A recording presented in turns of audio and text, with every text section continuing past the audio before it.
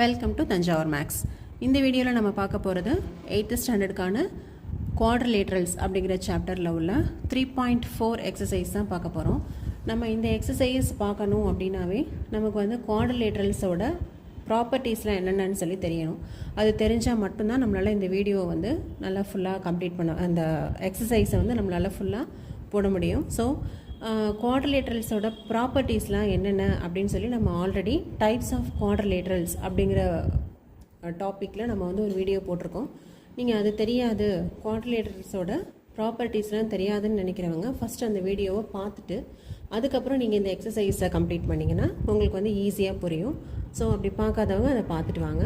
அப்படி இல்லாதவங்க நம்மளோட சேனலை சப்ஸ்கிரைப் பண்ணாதவங்க சப்ஸ்கிரைப் பண்ணிக்கோங்க. வாங்க நம்ம வீடியோக்குள்ளே போகலாம். ஸோ ஃபஸ்ட்டு சம் என்ன கொடுத்துருக்காங்கன்னு சொன்னால் ட்ரூ ஆர் ஃபால்ஸ் தான் கேட்டிருக்காங்க. அதில் ஃபஸ்ட்டு ஸ்டேட்மெண்ட் என்னென்னு சொன்னால் ஆல் ரெக்டாங்கிள்ஸ் ஆர் ஸ்கொயர்ஸ் அப்படின்னு சொல்லியிருக்காங்க.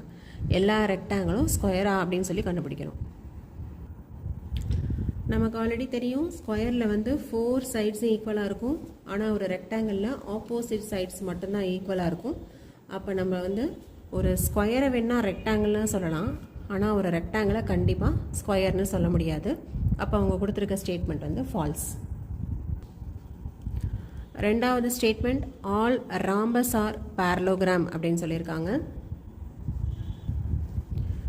இப்போ ராம்பஸ் எடுத்துக்கிட்டிங்கன்னா அது வந்து நமக்கு வந்து பேரலோகிராம் ஃபேமிலியில் தான் சேரும். ஏன்னா ஸ்கொயரு, ராம்பஸ், ரெக்டாங்கிள் இது எல்லாத்துக்குமே எப்படி இருக்குன்னா பேரலோகிராம் அதோட கண்டிஷன் என்னென்னா ஆப்போசிட் சைட்ஸ் ஆர் பேரலாக இருக்கணும். அது எல்லாமே நம்ம வந்து பேரலோகிராம்னு சொல்லிடலாம்.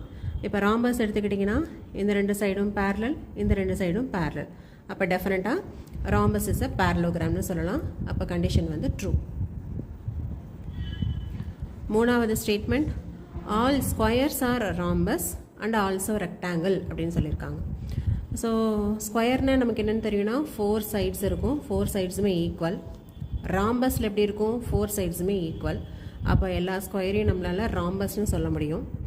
அடுத்து ரெக்டாங்கிள்னு சொல்ல முடியுமான்னு பார்க்குறோம். ஸ்கொயருக்கு 4 சைட்ஸ் ஈக்குவல், ஆனால் ரெக்டாங்கிளில் ஆப்போசிட் சைட்ஸ் தான் ஈக்குவலாக இருக்கும். நமக்கு ஸ்கொயர் எடுத்துக்கிட்டாலும் ஆப்போசிட் சைட்ஸ் ஆர் ஈக்குவல் தானே, 4 சைடுமே ஈக்குவல். அப்போ ஆப்போசிட் சைட்ஸ் ஆர் ஈக்குவல். அப்போ கண்டிப்பாக ஸ்கொயரை வந்து நம்மளால் ரெக்டாங்கிள்னு சொல்ல முடியும். அப்போ இந்த தேர்ட் ஸ்டேட்மெண்ட் வந்து ட்ரூ. நெக்ஸ்ட்டு ஃபோர்த் என்னென்னு பார்த்தீங்கன்னா ஆல் ஸ்கொயர்ஸ் ஆர் நாட் பேரலோகிராம்னு சொல்லியிருக்காங்க. பேரலோகிராமோட கண்டிஷன் என்னென்னா ஆப்போசிட் சைட்ஸ் ஆர் பேரலாக இருந்தாவே நம்ம வந்து பேரலோகிராம்னு சொல்லிடலாம். ஸ்கொயர் எடுத்துக்கிட்டிங்கன்னா கண்டிப்பாக அதில் ஆப்போசிட் சைட்ஸ் ஆர் பேரலல். இதுதான் ஒரு ஸ்கொயர். இதில் நிச்சயமாக இந்த சைடும் பேரலல், இந்த சைடும் பேரலல்.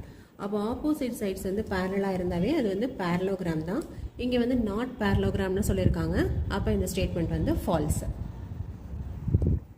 அடுத்த statement all kites are rhombus அப்படின்னு சொல்லியிருக்காங்க. எல்லா கைட்டுமே வந்து ராம்பஸாக இருக்குமா அப்படின்னு கேட்டிருக்காங்க. இதுதான் வந்து ஒரு கைட்டோட டயக்ராம். ஒரு கைட் எடுத்துக்கிட்டிங்கன்னா இந்த 2 சைடும் அதாவது அட்ஜசன்ட் சைட்ஸு ஈக்குவலாக இருக்கும். அதே போல் இந்த 2 அட்ஜசன்ட் சைடு ஈக்குவலாக இருக்கும். ஓகேவா? இதுவே ராம்பஸ் எப்படி இருக்கும்னு பார்த்தீங்கன்னா இப்படி தான் இருக்கும் ராம்பஸ். ராம்பஸில் வந்து 4 சைட்ஸுமே வந்து ஈக்குவலாக இருக்கும். அப்போ கண்டிப்பாக ஒரு கைட்டை வந்து நம்மளால் ராம்பஸ்னு சொல்லவே முடியாது. ஏன்னா ராம்பஸில் 4 சைட்ஸும் ஈக்குவல், ஆனால் கைட்டில் இந்த மாதிரி அட்ஜசன்ட் சைட்ஸ் தான் ஈக்குவலாக இருக்கும். அதனால் கைட்டு வந்து நம்ம ராம்பஸ்னு சொல்ல முடியாது. அப்போ இந்த ஸ்டேட்மெண்ட் வந்து ஃபால்ஸு. அடுத்த ஸ்டேட்மெண்ட் என்ன சொல்லியிருக்காங்க ஆல் ராம்பஸ் ஆர் கைட்டுன்னு சொல்லியிருக்காங்க. எல்லா ராம்பஸையும் நம்மளால் கைட்டுன்னு சொல்ல முடியுமா அப்படின்ட்டு. ராம்பஸில் 4 சைட்ஸ் ஈக்குவல். ஸோ கைட் வந்து இந்த மாதிரி அட்ஜசன்ட் சைட்ஸ் மட்டும்தான் ஈக்குவலாக இருக்கும்.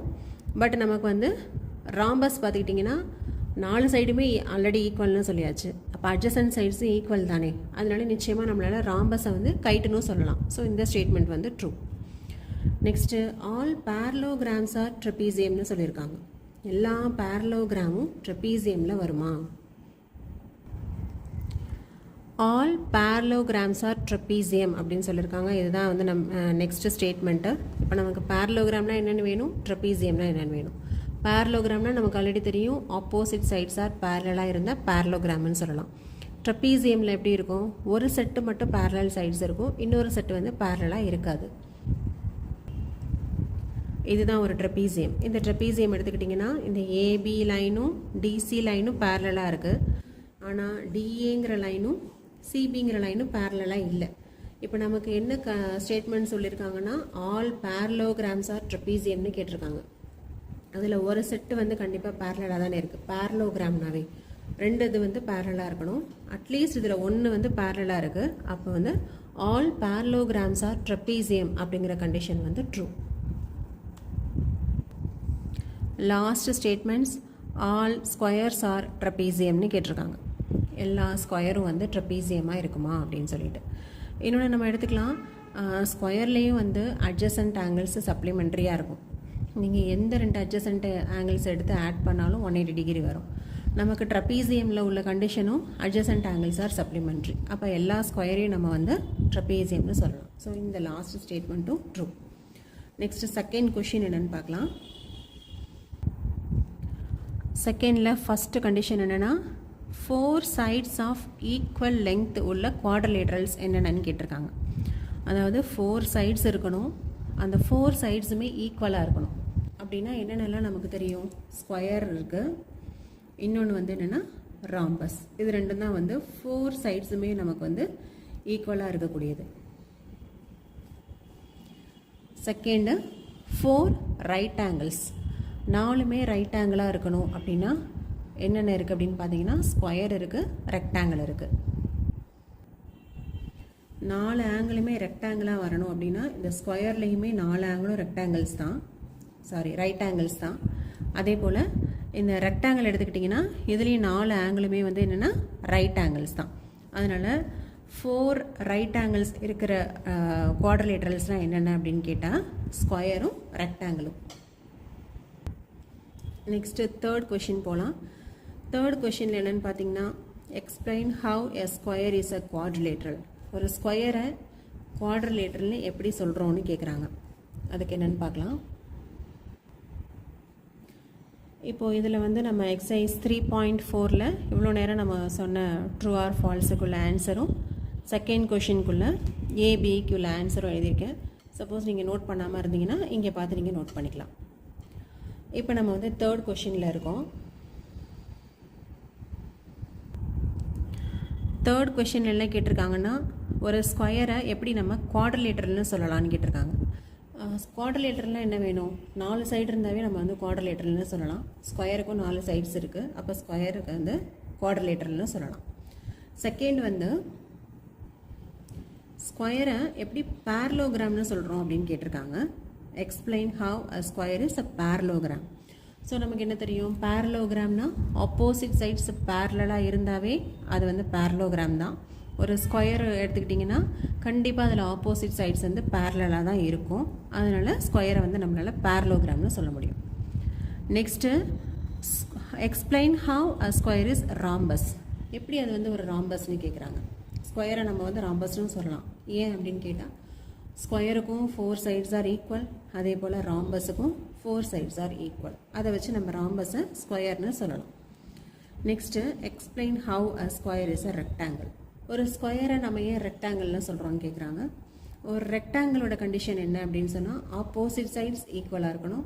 ஒரு ஸ்கொயர் எடுத்துக்கிட்டால் அதில் 4 சைடுமே ஈக்குவல் தான், அப்போ கண்டிப்பாக ஆப்போசிட் சைட்ஸ் வந்து ஈக்குவல் தான். அதனால தான் நம்ம வந்து ஸ்கொயரை ரெக்டாங்கிள்னு சொல்கிறோம். ஸோ இதோட ஆன்சர்ஸ் எல்லாம் நீங்கள் வந்து பார்த்து நீங்கள் நோட் பண்ணி வச்சுக்கோங்க. Square has 4 sides, so square is a quadrilateral. Opposite sides are parallel, so square is a parallelogram. Third point பார்த்தீங்கன்னா ஸ்கொயர் எப்படி ராம்பஸ்னு கேட்டாங்க. ராம்பஸில் வந்து all sides are equal, so square is a rhombus. Last one square எப்படி வந்து ஸ்கொயரை ரெக்டாங்கிள்னு சொல்லலாம்னு கேட்டிருந்தாங்க.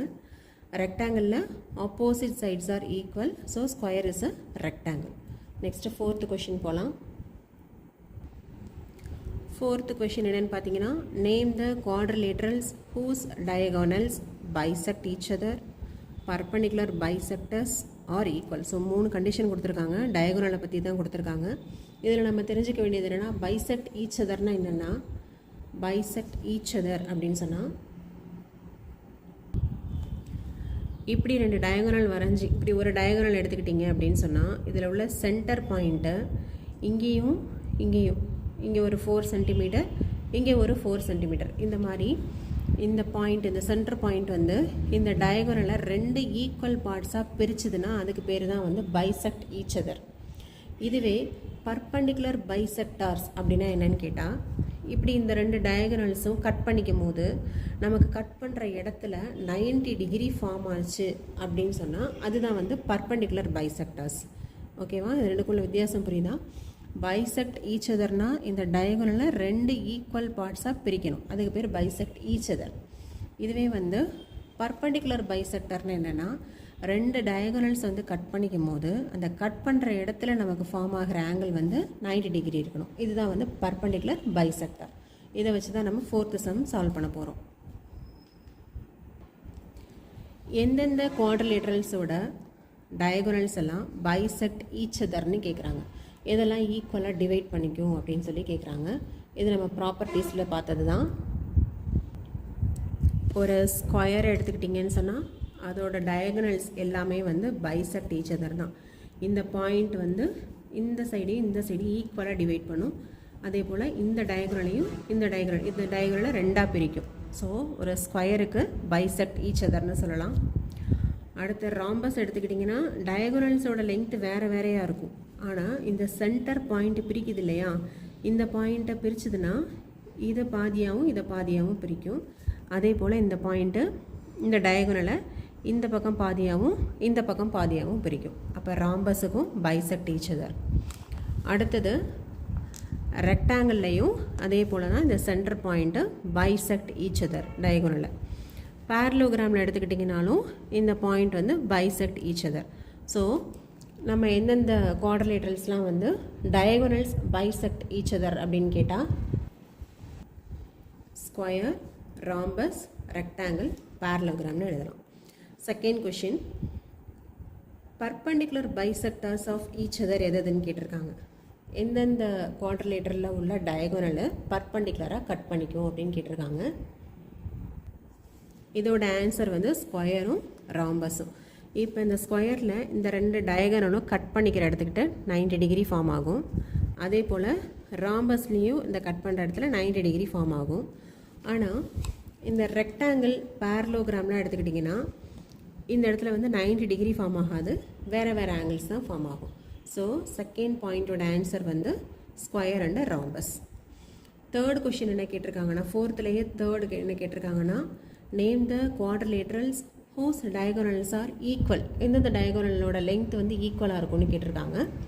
ஸோ அதுக்கு பார்த்தீங்கன்னா ஒரு ஸ்கொயருக்கு 2 டயகோனலுமே ஈக்குவல் லெங்க்த்தில் இருக்கும், ஆனால் ராம்பஸுக்கு டிஃப்ரெண்ட்டாக இருக்கும். அதே போல் ஒரு ரெக்டாங்கிளோட 2 டயகோனலும் ஈக்குவல் லெங்க்த்தில் இருக்கும், பட் பேரலோகிராமுக்கு வேறு லெங்க்த்தில் இருக்கும். அப்போது ஈக்குவல்னு கேட்டால் என்ன ஆன்சர்னு பார்த்தீங்கன்னா ஸ்கொயர் அண்டு ரெக்டாங்கிள் மட்டும்தான். இது 4th சம்முக்குள்ள ஆன்சர்ஸ் இருக்குது, நீங்கள் வேணால் அதை மார்க் பண்ணிக்கோங்க. நெக்ஸ்ட்டு நம்ம பார்க்க போகிறது 5th சம்மு. 5th கொஷின் என்னன்னு சொல்லி பார்க்கலாம். why a rectangle is a convex quadrilateralனு கேட்டிருக்காங்க. ஒரு ரெக்டாங்கிளை எதனால் நம்ம கான்வெக்ஸ் குவாட்ரிலேட்டரல்னு சொல்கிறோம் அப்படின்னு சொல்லி எக்ஸ்பிளைன் பண்ணணும். ஒரு ரெக்டாங்கிள் எடுத்துக்கிட்டால் அதுக்கு வந்து 4 சைட்ஸ் இருக்குது. குவாட்ரிலேட்டரலுக்கும் எத்தனை சைட்ஸ் இருக்கணும்? 4 சைட்ஸாக இருக்கணும். அப்போ கண்டிப்பாக ரெக்டாங்கிளை குவாட்ரிலேட்டரல்னு சொல்லிடலாம். இன்னொன்று, ஒரு ரெக்டாங்கிளை எடுத்துக்கிட்டிங்க அப்படின்னு சொன்னால் இந்த ரெக்டாங்கிளோட இந்த இன்டீரியர் ஆங்கிள் இருக்கு இல்லையா, இந்த இன்டீரியர் ஆங்கிள் வந்து நமக்கு ஒரு ரெக்டாங்கிளில் எவ்வளோ, எல்லாமே வந்து ஒரு ஆங்கிளுமே 90 டிகிரி தான். அப்போ கண்டிப்பாக எல்லா ஆங்கிளுமே வந்து ஒரு ஆங்கிளும் 180 டிகிரியை விட கம்மியாக இருக்குது. ஸோ கான்வெக்ஸாக இருக்கணும் ஒரு ஆங்கிள்னால் நமக்கு ஆல்ரெடி என்ன தெரியும்னா 180 டிகிரியை விட கம்மியாக இருக்கிறது தான் கான்வெக்ஸ்ன்னு சொல்லுவோம் இல்லையா. அதனால் நம்ம என்ன சொல்கிறோன்னா every interior angle is less than 180 degree. அதனால தான் நம்ம வந்து இந்த ரெக்டாங்கிளை கான்வெக்ஸ் குவாட்ரிலேட்டரல்னு சொல்கிறோம். ஸோ ஒரு ரெக்டாங்கிள் வந்து கான்வெக்ஸாகவும் இருக்குது, அதாவது 180 விட கம்மியாக இருக்குது எல்லா ஒரு ஆங்கிளும், 4 சைடும் இருக்குது, அதனால் அது ஒரு குவாட்ரிலேட்டரல். ஸோ ஒரு ரெக்டாங்கிளை வந்து we can say convex quadrilateral. Last sum 6th sum. Okay, 6th question என்ன கொடுத்துருக்காங்கன்னா, ABC is a right angle triangle. ஓகேவா. ரைட் ஆங்கிள் ட்ரையாங்கிளில் இந்த ஆங்கிள் வந்து 90 டிகிரி.